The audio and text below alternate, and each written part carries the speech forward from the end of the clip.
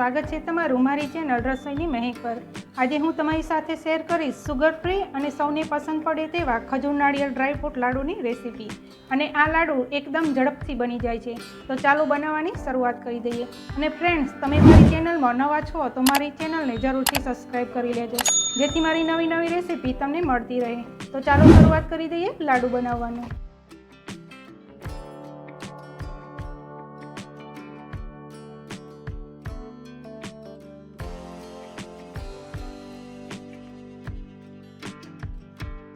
Hello friends, આજે આપણે બનાવીશું સુગર ફ્રી અને ઉપવાસમાં ખાઈ શકાય તેવા ખજૂર નાળિયેરના લાડુ બનાવીશું।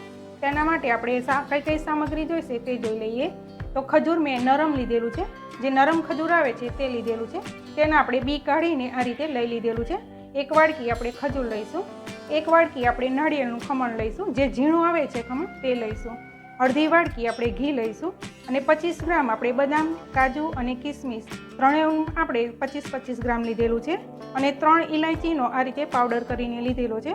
તો ચાલો શરૂઆત કરી દઈએ। હવે મિક્સર જારમાં આપણે ખજૂરને એડ કરી લઈએ। તેમાં આપણે ડ્રાયફ્રૂટ લીધેલા હતા તે એડ કરી લઈએ। કિસમિસ લઈશું, કાજુ છે ને બદામ છે તે એડ કરી લઈએ, ઇલાયચીનો પાવડર એડ કરી લઈશું અને થોડું આપણે કરકરું વાટી લઈશું તેને। હવે તમે જોઈ શકો છો આપણે મિક્સર જારને ચાલુ બંધ કરીને આ રીતે પીસી લીધેલું છે। તેને આપણે અલગ બાઉલમાં કાઢી લઈએ। હવે મિશ્રણને આપણે બાઉલમાં લઈ લીધેલું છે। હવે આપણે ટોપરાનું ખમણ છે તેમાંથી આપણે 1 ચમચી જેટલું આપણે ટોપરાનું ખમણ અલગથી કાઢી લઈશું અને આ ટોપરાનું ખમણ આપણે આ મિક્સરમાં એડ કરી લઈશું। હવે તેમાં આપણે આ ઘીને એડ કરી લઈએ। બધું આપણે મિક્સ કરી લઈશું હાથની મદદથી।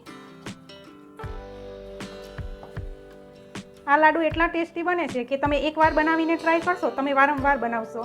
આ લાડુ બાળકોને તો ભાવશે જ, પણ વડીલોને પણ ભાવશે। અને તે છે તેની ખાસ વાત એ છે કે આ લાડુ આપણે સુગર ફ્રી છે અને આ લાડુને તમે 1 વીક સુધી ફ્રીજમાં સ્ટોર કરી શકો છો। હવે આપણે બધું મિક્સ કરી લીધેલું છે, તો તેને આપણે નાની લાડુડી વાળી દઈએ।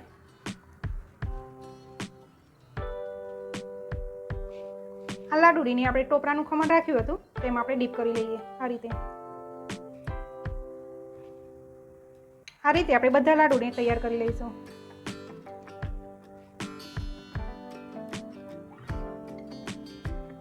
મિત્રો, આપણે જે ઘીનું માપ લીધું હતું તેમાંથી મેં અડધું ઘીનો જ ઉપયોગ કરેલો છે। અડધું ઘી મેં રાખી દીધેલું છે, મને થોડું વધારે લાગતું હતું એટલે અડધું ઘી રાખી દીધેલું છે અને અડધું ઘી આપણે ઉપયોગ કરેલો છે।